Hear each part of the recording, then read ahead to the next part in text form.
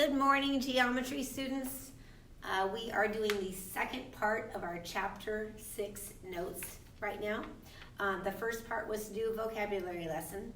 The second part is 4 different constructions. We'll just do probably one of the 4 in this video. And then the third and fourth parts are just some regular notes for chapter 6. So the first construction that we're going to do for chapter 6 is drawing a perpendicular bisector of a triangle.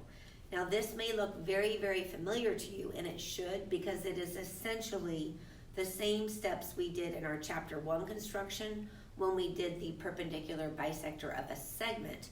But in this case, the segment that we're bisecting is just part of a triangle. So it is the same steps, but just on top of a different picture.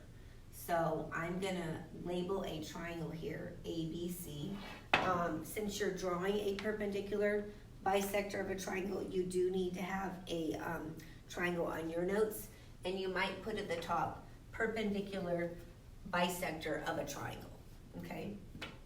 All right, so I'm gonna read the steps and then demonstrate on the board what you need to do, and feel free to zoom in as necessary to make that happen. So the first step says to draw a triangle and label the vertices A, B, and C, which we've just done. The second step says to place the compass at point A. Adjust the compass so that its width is more than 1/2 of AC. So again, you're putting the tip on A and you're adjusting the compass so that its width is more than half the distance of the base of that triangle. Then it says draw arcs above and below AC.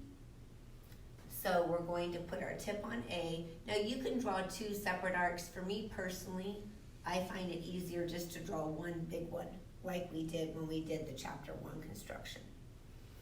Then it says, using the same compass setting, place the compass at point C and draw arcs above and below AC so that they intersect the 2 arcs previously drawn. So again, we're keeping the same setting as on our compass as we had at point A, and then we're just turning our compass around, putting it on point C, and drawing another very large arc, or you can draw 2 separate ones if you prefer.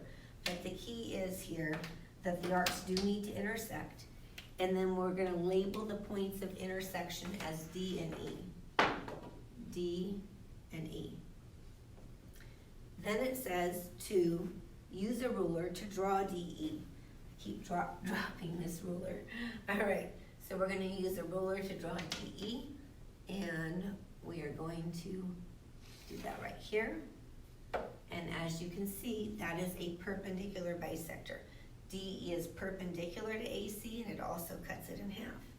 All right, thanks so much for listening, guys. That was 1 out of 4 constructions.